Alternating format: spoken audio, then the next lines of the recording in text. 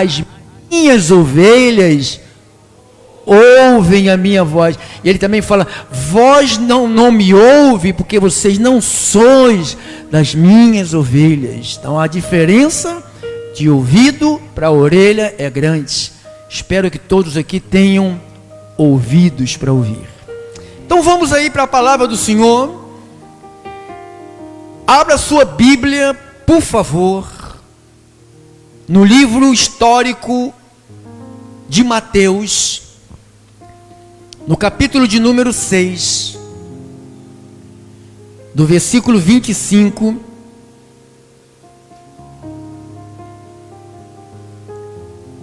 Você sabe que o capítulo 5, o capítulo 6, o capítulo 7 e o capítulo 7, até o capítulo 7, do 5 ao 7 de Mateus, é chamado do, ninguém sabe, né? Sermão da Montanha. Do capítulo 5 ao 7, ali é um sermão que Jesus falou para a igreja dele, para o seu povo da época. Inclui o 5, o 6, o 7. Termina no capítulo 7. Se você for no capítulo 7, no versículo, não precisa botar não, tá, irmão?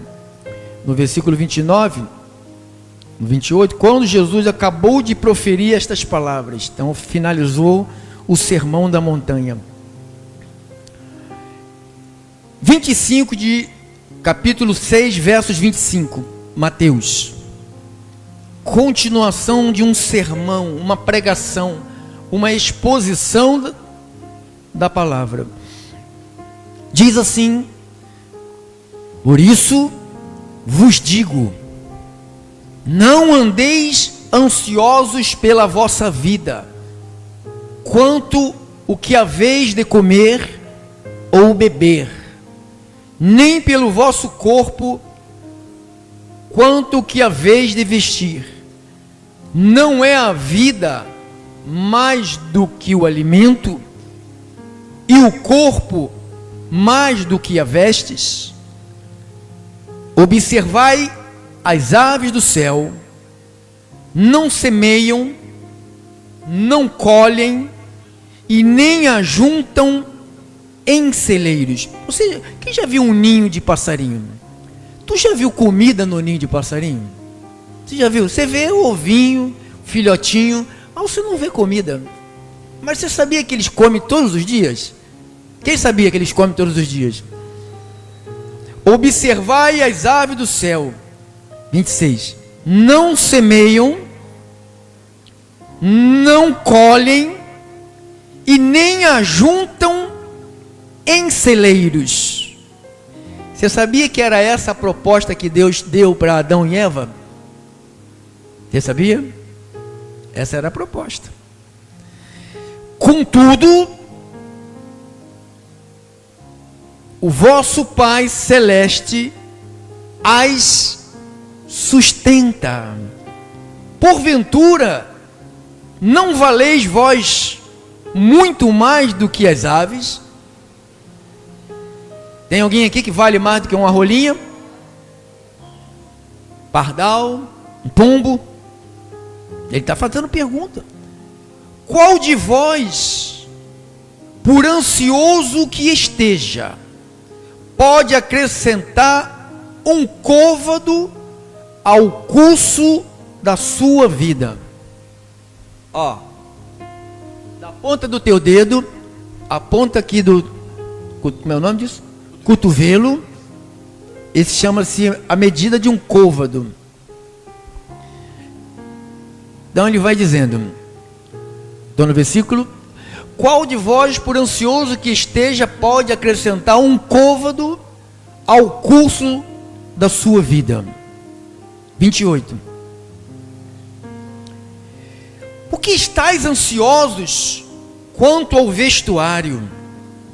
Considerai como cresce os lírios do campo. Você já viu as flores? Foi você que botou água nela? Ela está lá bonita. Não foi? Por que andais ansiosos quanto ao vestuário? Considerai como crescem os lírios do campo. Eles não trabalham e nem fiam. Você sabia que Deus colocou o homem no paraíso? Não foi para ele trabalhar? Não foi para ele trabalhar, se matar de trabalhar? Foi para ele desfrutar.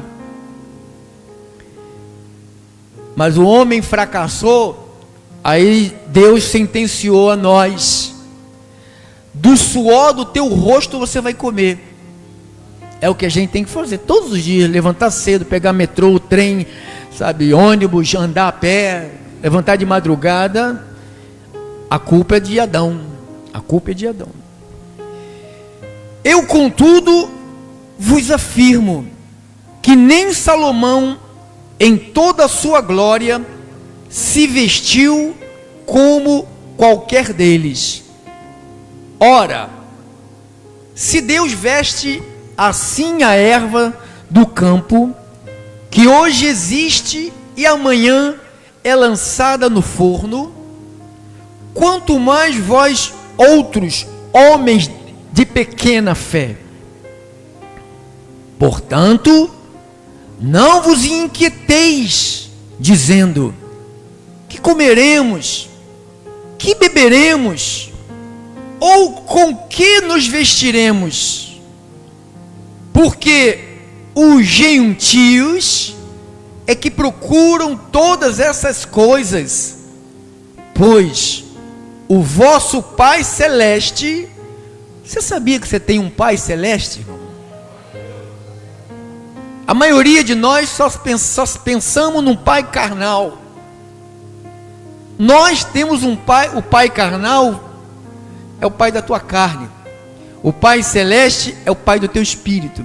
Ele fala do Pai Celeste: pois o vosso Pai Celeste sabe que necessitais de todas elas.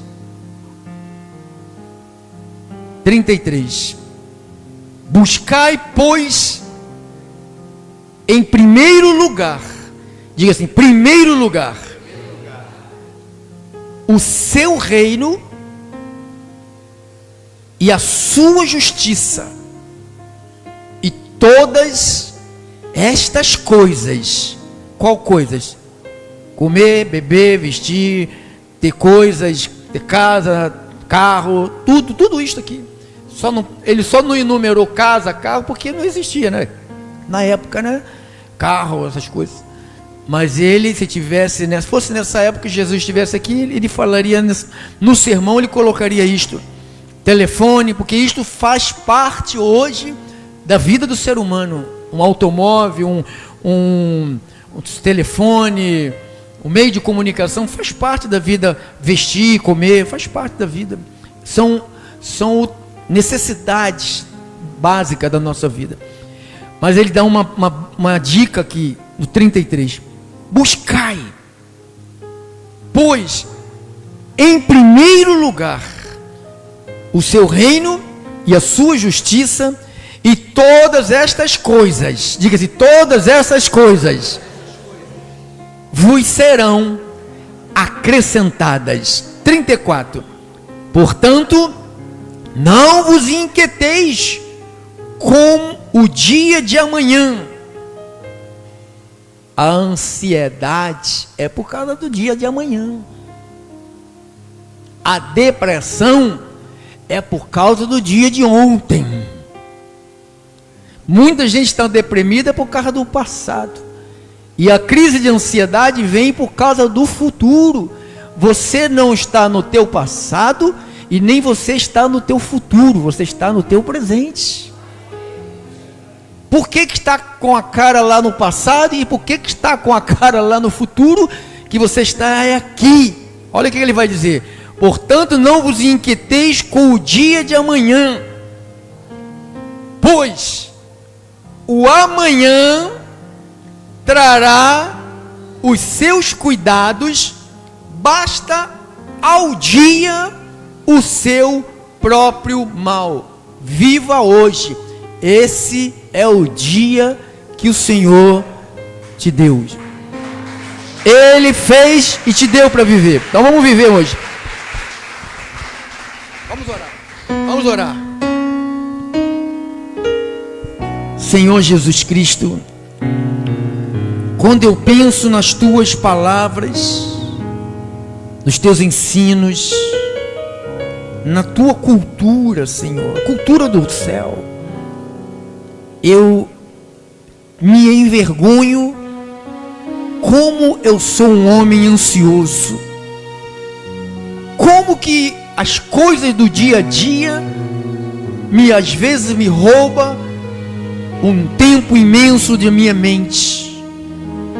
Eu fico exausto, eu fico cansado. E tu disseste em tua palavra: venha a mim todos que estão cansados e sobrecarregados, eu vos aliviarei. O Senhor quer nos aliviar. E a gente quer ficar agarrado com coisas, com comida, com bebida, com roupa, com sapato, com casa, com carro, com tudo, menos com aquilo que é necessário, que é o reino de Deus. E nós te agradecemos pela tua palavra clara e objetiva, que é implantada no nosso coração. Fala-nos poderosamente em o nome de Jesus. E o povo de Jesus Cristo digam todos amém, amém e amém. Glória a Deus. Obrigado, irmão. Igreja de Deus que se reúne aqui em Olinda e que está espalhada por esse mundo, né? Você sabia que tem muitos de nós não estão conosco, não vieram aqui, mas já faz parte daqui,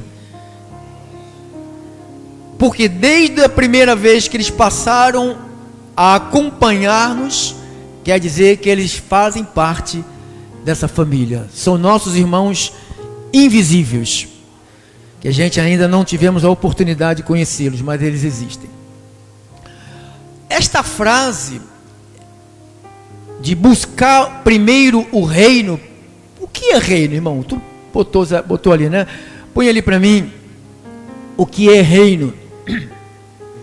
Reino, nação ou estado governado por um príncipe reinante que tem título de rei ou de rainha. Então, reino, nação ou estado governado por um príncipe. Então, esse príncipe que é Jesus diz para nós: busque o meu reino.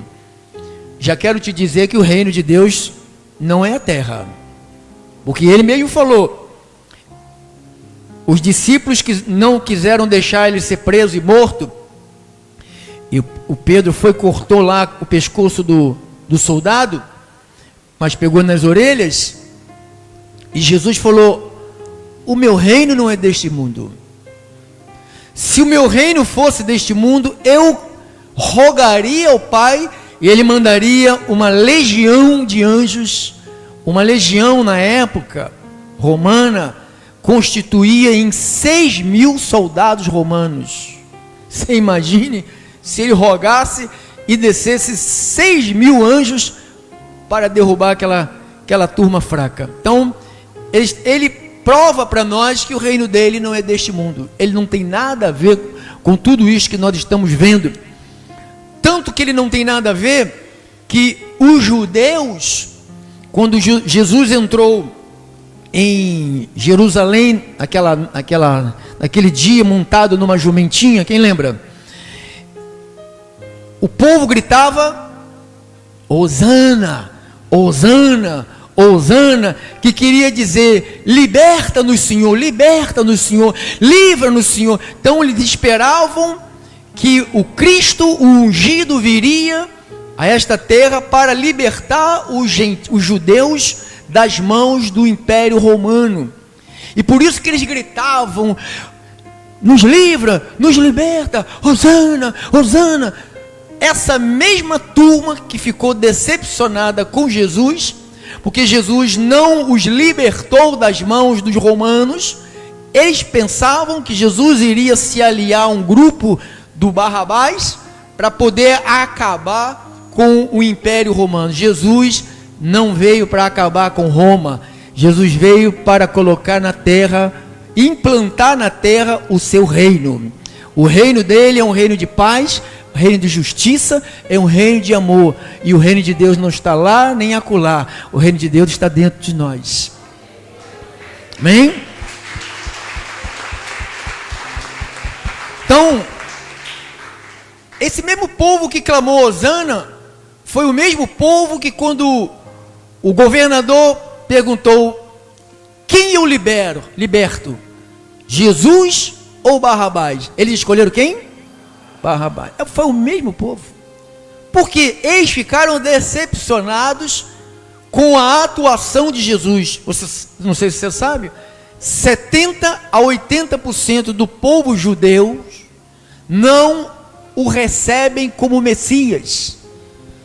Para a maioria deles, Jesus não foi ninguém. Porque o Cristo que eles estão esperando até o dia de hoje, é um Cristo que vai libertá-los agora, não mais dos romanos. Você sabe a luta que está tendo lá em Israel, quem sabe?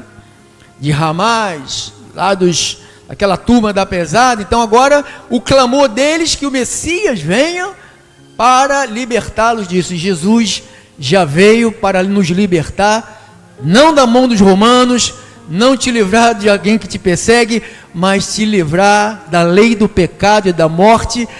Ele carregou a lei do pecado e da morte, por isso que ele veio para fazer isso por nós.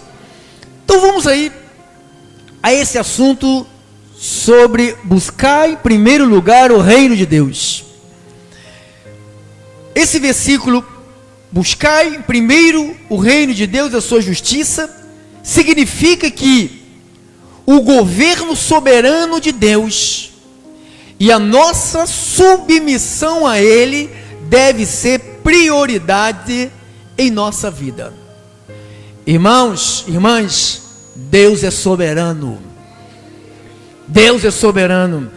Nossa maior preocupação, Jesus falou, não ande ansioso por causa disso. A nossa maior preocupação deve ser o nosso relacionamento com Deus. Deve ser a forma com que reconhecemos e honramos como Rei em todos os aspectos de nossas vidas. Então essa deve ser a tua preocupação. Jesus falou aqui em Mateus 6:25, diz: por isso vos digo, não andeis ansiosos pela vossa vida. Jesus falou essas palavras num contexto onde ele fala de ansiedade, de uma solicitude pela vida. Então ele ensina que os seus seguidores, tem algum seguidor de Jesus aqui? Que não faz sentido para os seus seguidores andar ansiosos, preocupados, quando se reconhece que Deus é soberano e a providência de Deus estará sobre nós. Deus é quem te supre, irmão. Pode esquecer de proteção humana, tu não tens proteção humana. Se Deus não guardar a cidade, em vão vigia a sentinela. Então, não faz sentido, irmão. Não faz sentido a gente viver uma vida ansioso. Quando ele disse, por isso vos digo, não andeis ansiosos. O que gera em nós essa tal de ansiedade? O que é ansiedade? Você tem aí? Põe ali para mim, para a gente meditar no que é o que é isto? Ansiedade. Muito bonita essa palavra, né? Gostaria de comer isto pela manhã, de tarde, de noite. Isto muita gente come de manhã, de tarde, de noite. Ainda dorme com isto aqui. Ansiedade é um estado psíquico de apreensão ou medo provocado pela antecipação de uma situação desagradável ou perigosa. Você sabe, Segundo diz os psiquiatras e os psicólogos, eles dizem que 90% das nossas ansiedades não dão em nada. Só servem para criar uma série de enfermidades no nosso corpo. Quando Jesus diz para a gente não viver ansioso, na realidade, ele estava protegendo a nossa saúde. Você sabe que no Antigo Testamento se usou, além dos 10 mandamentos, se usou algumas leis, algumas ordenanças para a saúde. Então o povo de Deus, ele era instruído com base de ordenanças de Deus para se cuidar da saúde. Alguns alimentos eram proibidos, não poderiam comer alguns alimentos. Então por isso que ele coloca na lei algumas cláusulas impedindo de comer esse tipo de alimento. Na realidade, Deus sempre quis nos ver saudável. Diga, Deus me quer saudável. Diga com a tua boca bem forte, Deus me quer saudável. Porque muitos pensam, eles dizem aí, né? A Bíblia não diz, mas eles dizem aí, se você não vier pela dor, se não vier pelo amor, Ele nos predestinou em amor. Então, se Ele começa uma obra, é Ele quem termina esta obra, irmão. Então não tem intervenção, a salvação não tem intervenção. Ele não precisa pôr um câncer em ninguém, uma lepra. Mas Deus botou uma lepra em Jó. Quem botou a lepra em Jó, irmão? Foi quem? Foi quem, irmão? Fala para mim. Foi o diabo, né, irmão? Quem botou a lepra foi o diabo, irmão. Deus não permitiu que o diabo colocasse uma lepra no Jó. E Deus falou, toca no corpo, mas não toca no espírito dele, não toca na alma dele. Toca na família, toca, mas não toca no espírito dele. O corpo dele foi tocado. Então, quando você pensa em ansiedade, você pensa de algo psíquico. E a crise de ansiedade, eu digo porque eu já tive nesta situação. Só pode falar disso, irmão, porque tem muita gente pregando um monte de coisa, tem muita gente querendo ser o que não é, sabe, falando coisas que não viveu, não tem experiência. Eu posso dizer que ansiedade é algo ruim. Minha esposa é minha testemunha de quanto eu padeci com crise de ansiedade. E já era presbítero de uma igreja, já era diácono de uma igreja, estava lá me servindo a Deus. Esses ataques de crise de ansiedade, todos nós recebemos esses ataques.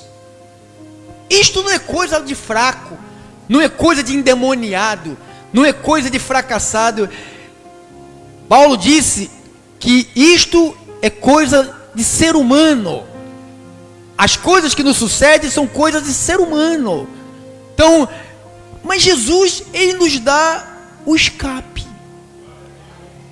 Então Ele sempre quis nos poupar de adoecer. O nosso corpo, por causa do pecado de Adão, ele vai morrendo gradativamente. Todos os dias, algo em nós vai enfraquecendo e vai morrendo. Você lembra quem não tem cabelo hoje? Você lembra quando tu tinha cabelo? Lembra? Então, dente. Lembra? Então tudo vai enfraquecendo. É por causa da consequência da desobediência de Adão.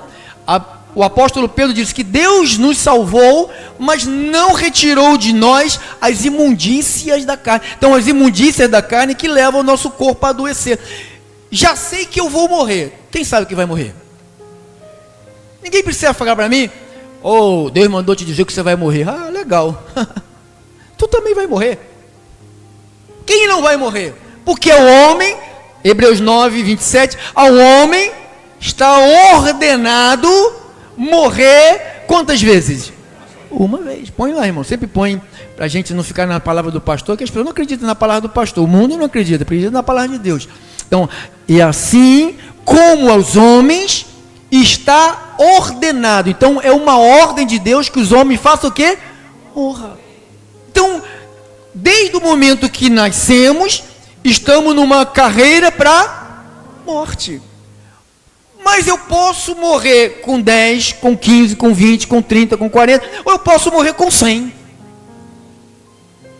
Não, pastor, não. Deus tem, sabe, Deus me deu... Não, Deus deu 120 dias para todos. Está aqui na Bíblia. Está aqui na Bíblia. Agora, o que acontece? O que o homem semear, esse mesmo homem vai colher. Se eu fumo, se eu bebo, se eu passo noite sem dormir, se eu fico em gandaia, eu estou semeando, eu estou encurtando esta ordenança de Deus. Eu já estou mais próximo. Quem fuma e bebe está mais próximo da morte do que quem não fuma e bebe. Quem vive no tráfico, quem vive roubando, quem vive fazendo coisas, está mais próximo da morte. Ah, não, Deus queria que ele morresse com 18 anos. Que Deus é esse que queria que alguém morresse com 18 anos? Chegou a hora. A tua hora é 120 anos, está aqui na Bíblia.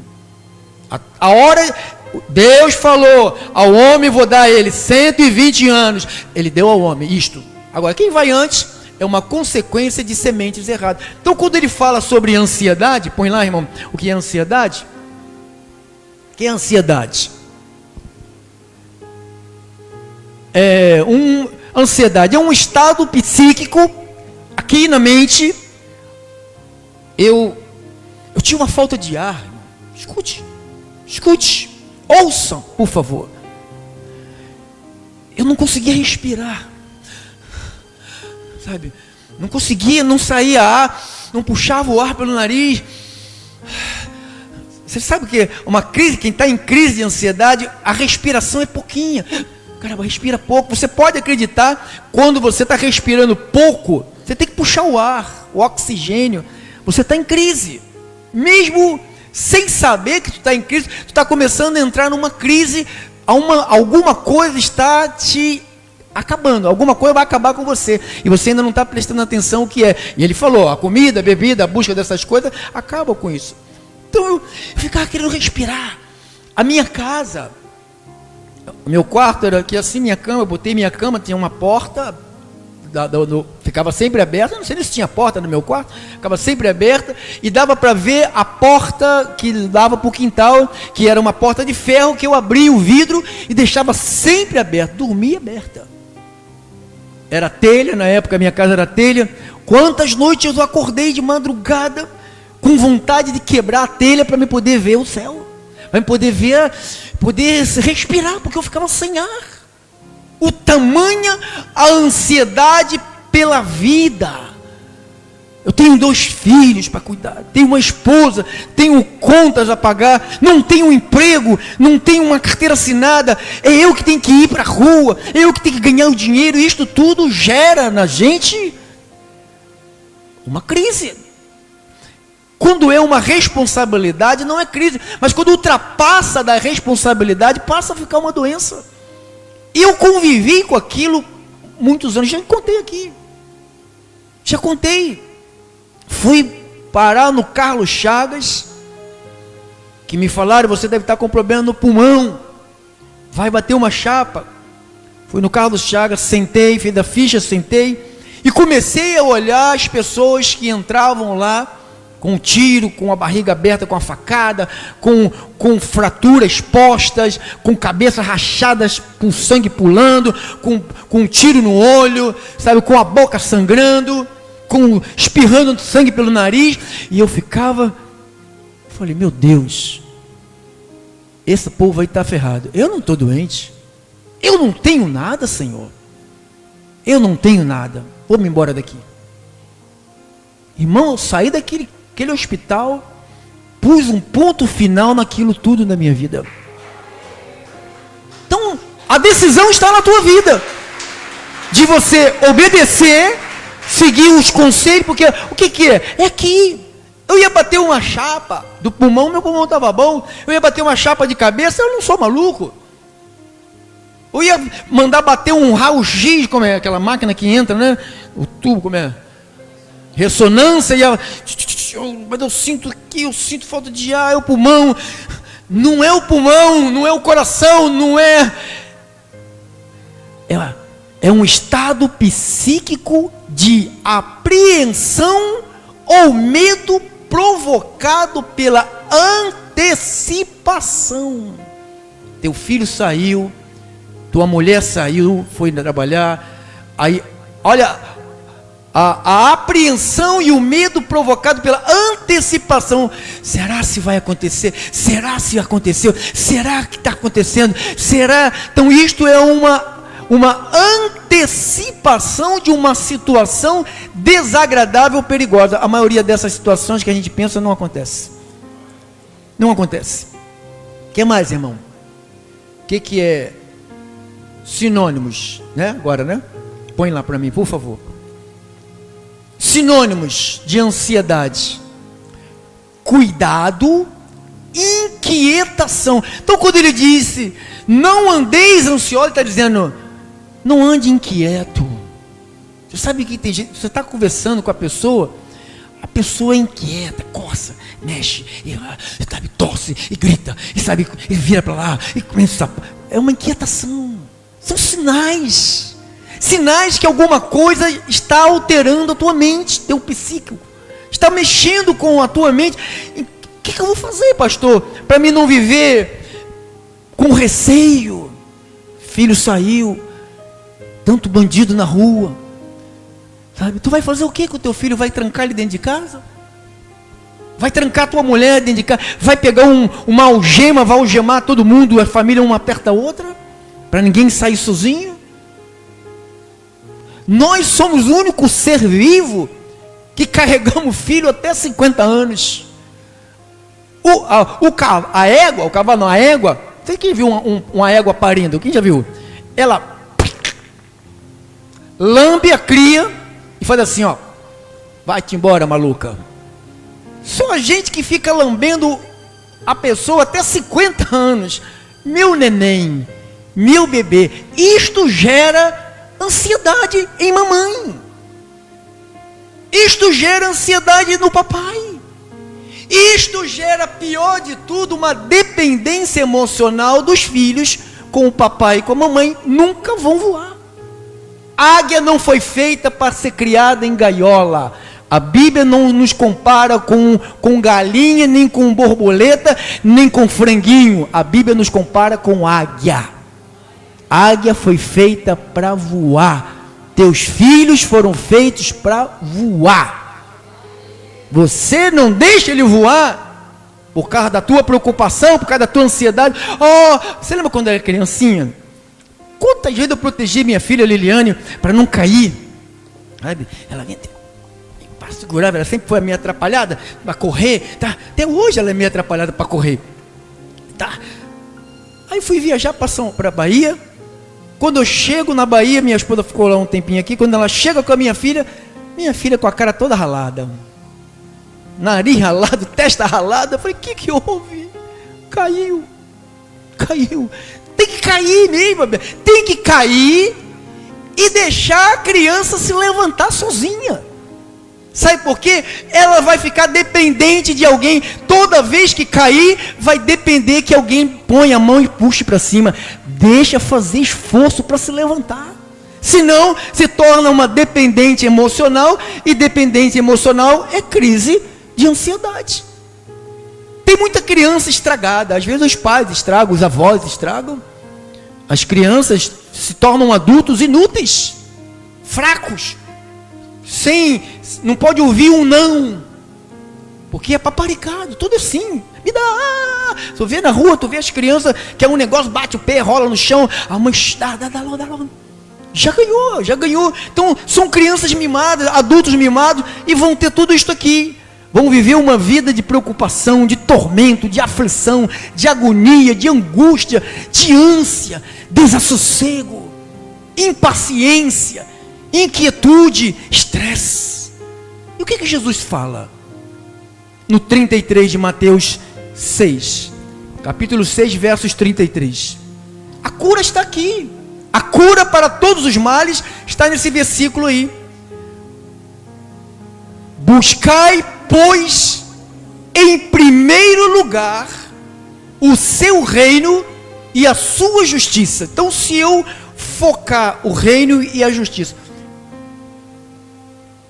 eu tenho mãe, tenho filhos, tenho neto, tenho irmãos.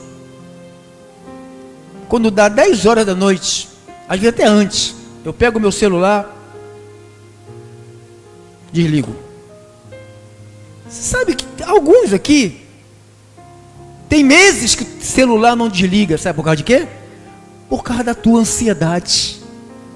Você fica esperando receber, não é uma boa notícia, o pior que é uma péssima notícia. A maioria das nossas ansiedades, elas são provocadas por boas notícias e por péssimas notícias. Às vezes não chega nem a boa nem péssima, não chega nada. Aprenda a manipular o teu celular, aprenda a viver com o teu WhatsApp, a silenciar as pessoas, para elas não ficar te estressando. Sabe que é silenciar? Ela tem lá um silenciador lá, tem uma cláusula lá que você silencia a pessoa manda mensagem, mas não fica toda hora, pique, tu tá quietinho, daqui a pouco, pique, aí alguém mandando uma fotografia de uma árvore com manga. Tu tá concentrado em alguma coisa, tu tá fazendo algo importantíssimo para você, aí você fica, desço da escada para ver. Olha a ansiedade. Se for fulano, aconteceu alguma coisa, um acidente, ela saiu de carro, será? Foi para a escola. Olha, irmão, que vida ruim é esta? Não foi essa vida que Jesus morreu para nos dar. Em João 10:10 diz, Jesus veio da vida e vida em abundância. Então essa vida abundante é nos poupar de doenças, dessa pior doença que você não vê, não é provocada quando você come uma comida estragada, não é provocada quando você come, bebe alguma coisa que te fez mal, não é provocada quando você rala o joelho, não, é provocada por pensamentos acelerados, condição emocional de sofrimento, é um desconforto físico e psíquico, é uma agonia, uma aflição, uma angústia, é uma ausência de tranquilidade. Quem consegue viver assim, irmão? Querendo ter o mundo na palma das mãos. Eu quero o mundo da minha filha aqui, eu quero o mundo do meu filho aqui, eu quero o mundo da minha tia, da minha avó, da minha mãe. E o teu? O que tu vais fazer com o teu? Tu já paraste para pensar que tu és um ser humano que precisa de viver e tu não estás vivendo porque você quer o mundo de todo mundo nas tuas mãos? Quem pode controlar o mundo é Deus. Nós não podemos controlar absolutamente nada. Nada está sob o nosso controle. Nada, irmãos. Descansa nele. Descansa nele. Olha aqui. Buscai, pois, em primeiro lugar o seu reino e a sua justiça. Se fosse só para isto, já estava bom. Mas se eu fizer isto, eu terei recompensa. Qual é a minha recompensa, irmão? Leia comigo. E todas estas coisas vos serão acrescentadas. Teus filhos são de Deus. Eles vieram de Deus, foram te dados para você, e agora eles voltaram para o mundo, porque eles são do mundo.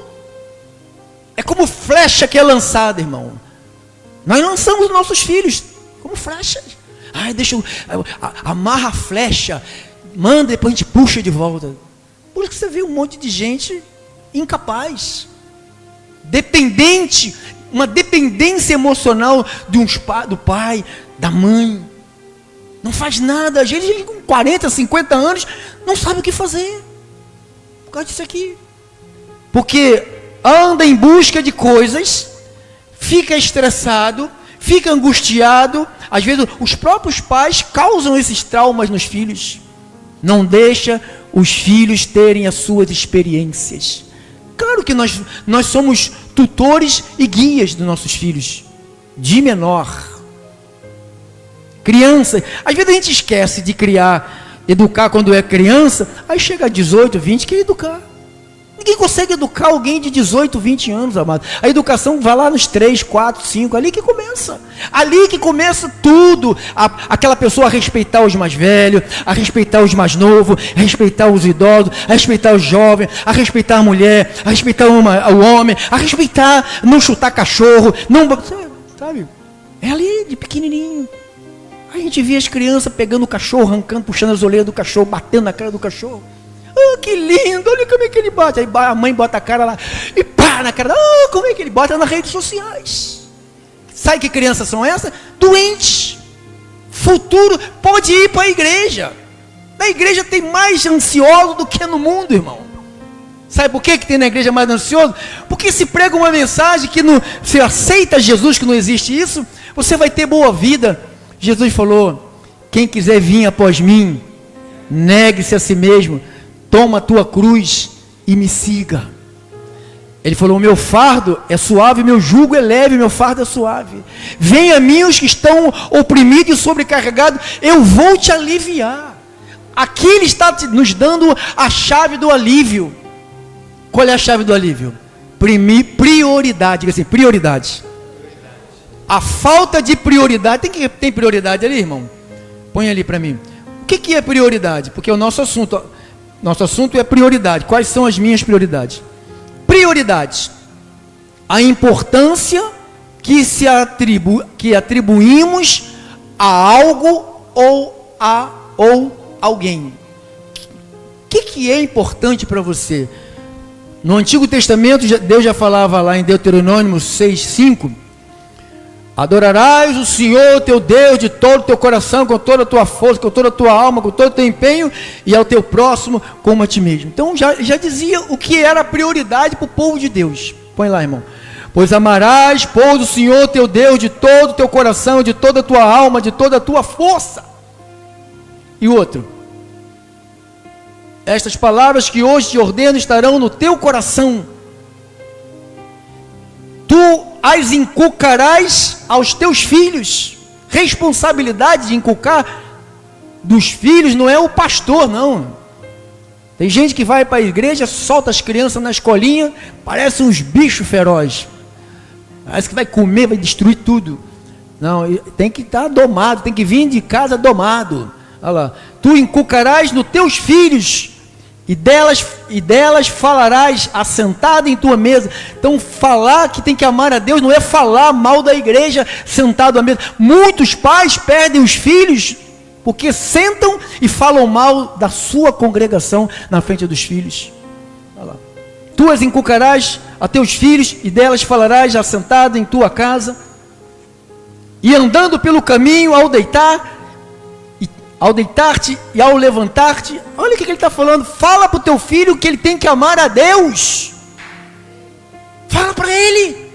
Agora, quando ele crescer, não adianta você pegar o caboclo com 20 anos, 25 anos, e falar, vai, tem que amar a Deus, vamos para a igreja, vamos para a igreja, vamos para a igreja. Não vai não, irmão. Vai não, vai não. Vai não. Andando pelo caminho, ao deitar, ao te levantar, também atarás como sinal na tua mão, e te será por frontal entre os olhos. Então, tudo isto para colocar doutrina na cabeça dos filhos. Ama a Deus. Quem é ensinado a amar a Deus, não vai amar ídolos, não vai ter orixás, sabe, caboclos, não vai ter Maria, agora não sou mais ninguém, agora sou de São Jorge. São Jorge. Uma pessoa que faz isso porque não foi educada, sabe, na Bíblia, não foi educada. Não, mas ele trouxe para a igreja. Irmãos, a igreja não tem o papel de mãe nem de pai, não. Quem tem o papel de mãe e de pai, nem os avós têm o papel de mãe e de pai. A igreja não tem esse papel de mãe e de pai. Quem tem o papel de mãe e de pai são o pai e a mãe. A igreja, estou aqui para ensinar coisas espirituais. Eu estou tratando desse assunto sobre ansiedade, que isto Deus não nos quer ansioso. Ele falou, eu não quero que meus filhos andem ansiosos. Põe lá, irmão, para a gente terminar, senão a gente não fica igual uma matraca aqui falando. Vamos lá. Prioridade. Para terminar, prioridade. Isso. Prioridades. Vamos cear. Sinônimo de prioridades. Prioridades. Preferência, primazia, escolhas, importância, relevância e significância. Acabou? Eu escrevi uma frase que eu vou repetir enquanto eu estiver pregando essa mensagem, vou falar sobre ela. A falta de prioridade.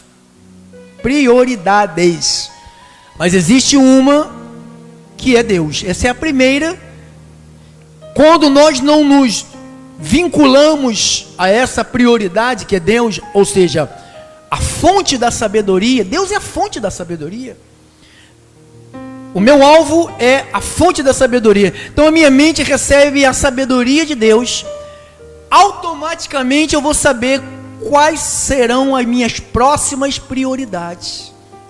Por isso que você vê pessoas que não têm casa, mas tem um carro que vale 100 e poucos mil reais. Você vê? Não tem casa, mas tem um carro que vale 200 pau. Tu vê que essa pessoa não tem prioridades. O homem e a mulher foi feito para casar. Alguns têm o dom de não casar, mas a maioria foi feito para casar. Então se eu fui feito para casar, eu não vou morar dentro do meu carro. Pode ser o melhor carro do mundo, mas não dá para morar. Uma pessoa que não está ligada com a primeira prioridade que é Deus, as outras prioridades não vão se encaixar. Aí o que as pessoas fazem? É Deus, igreja, família depois. É família, igreja, depois Deus. Então é uma bagunça. A falta de prioridade deixa a nossa vida em desordem, deixa a nossa vida bagunçada. Você quer ver alguém que não sabe o que é prioridade? Vá na casa. Visita uma casa. Louça limpa, prioridade. Cama arrumada, sabe? Tudo limpinho. Teia de aranha, arranca tudo. Traça, tira fora. Você vai na casa que não tem prioridade, parece um trânsito de traça. Dá licença. Sabe? Teia de aranha, você passa, dá licença. Para tirar. Isso é falta de prioridade, abençoado. Porque não, a fonte aqui, que é Deus, que não vai ordenar a tua mente. Ah, besteira, pastor. A pia lá está cheia de louça. Irmão, eu já fui na casa de um pastor lá na Bahia, que era o pastor da igreja. Fomos almoçar, jantar na casa dele, almoçar com... A comida, a única coisa que eles comiam lá era hambúrguer. Fala, pastor, pega lá na geladeira. Quando eu puxo a geladeira, abro a geladeira, o que eu encontro dentro da geladeira? Uma fralda cheia de cocô. Como que essa casa, como que um cara desse vai cuidar da igreja de Jesus, irmão? Não é pastor. Não é pastor. Nós fomos dormir numa casa de um outro pastor aqui no Rio de Janeiro, na Baixada Fluminense, eu e minha esposa. Eu passei a noite inteira matando mosquito, parecia que Deus enviou uma praga de mosquito para aquela casa. Eu ficava pá. Aí deu dor de barriga para a gente ir ao banheiro. A gente vai no banheiro, cadê o papel higiênico? Pastor, não tem papel. Ih, irmão, não tem papel higiênico. E agora o que a gente faz? Estou te mostrando uma casa sem prioridade, amado. É uma bagunça. É uma bagunça, irmão. Vai no banheiro, não puxa descarga. Aqui no nosso banheiro, aqui tem homens que vai no banheiro, faz xixi no chão. Deve fazer em casa. Irmão, dá um jeitinho, segura com as duas mãos, sabe? Dá um jeitinho para fazer ela no buraco lá. Por favor, fica mijando no chão. Não pode, irmão. Se faz isso aqui, o que faz em casa? Quem fez xixi em casa? Casa que não tem prioridade. Quem fez xixi? Ah, não sei, não fui eu. Quem fez cocô? Eu não sei. Irmão, puxa a descarga, por favor. Eu não estou brincando aqui, não. Estou falando sério, irmão. Você é casa de bagunçada. É casa de solteiro. Casa de solteiro é casa de gente que não sabe o que é prioridade. Nossa casa, quando eu chego na minha casa, eu digo, eu cheguei no meu paraíso. Meus vizinhos escutam todos os dias isso. Eu cheguei no meu paraíso enquanto eu estou aqui na terra. Tem um paraíso melhor para mim, mas enquanto eu estou aqui, esse é meu paraíso. Eu vou pescar, os caras que pescam, fica, em nome de Jesus, não termina a pescaria, que eu não quero voltar para casa. Os caras não querem voltar para casa. Por quê? Por causa de quê? Porque não tem prioridade. Uma casa bagunçada, um lar bagunçado, tudo bagunçado. É assim, por falta de prioridade. Bota Deus. Tua prioridade é Deus. Tua prioridade é Deus, irmão. Se você quer ter uma vida sossegada, põe Deus como prioridade. Tua cabeça vai organizar todinha. Minha mulher nunca precisou de falar, filho, teu sapato está aí jogado no chão, tua cueca está aí no chão com essa freada. Nunca vai fazer. Tem que ter vergonha, né, de botar cueca freada para a mulher ver, mano. Vai lavar, seu porco. Então, falta de prioridade. Falta de prioridade é assim. Eu tiro meu sapato, tem gaveta para botar sapato, lugar da meia na meia, lugar do sapato, camisa, armário para ir. Cara, tudo no lugar certinho. Vai procurar. Onde tem meia? Meia. Vê que está na geladeira, em cima da geladeira, debaixo da geladeira. Que meia debaixo da geladeira, em cima da geladeira, irmão? Isso é casa bagunçada. Isso é falta de prioridade. É falta de Deus na casa, irmão. Está rindo? Está rindo de mim ou de você? Falta de prioridade. Então, termino. Não sei se gosto, se não gosto, paciência. Se eu quisesse agradar a pessoa, eu fazia show e cobrava, né? Eu não estou aqui nem cobrando, nem fazendo show. Estou aqui te dizendo que existe uma maneira de você... É o reino e tudo que nos rouba o sossego, que a gente se mata para ter, vai ser depois pesquisa, tá, irmão? Acrescentada. Tudo que você se mata para você ter, Deus vai acrescentar. Minha esposa deu o testemunho dela aqui ontem, aqui, ó. Deus acrescentando na nossa família.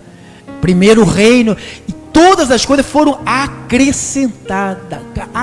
Eu não me matei, nunca. Mas Deus, prioridade. Reino, prioridade. Visita, prioridade. Cultuar a Deus, prioridade. Amar o próximo, prioridade. Sabe, atender as pessoas, prioridade. É reino, eu estou falando do reino. Ouviram? Assim seja. Glória a Deus. A ceia do Senhor, fica de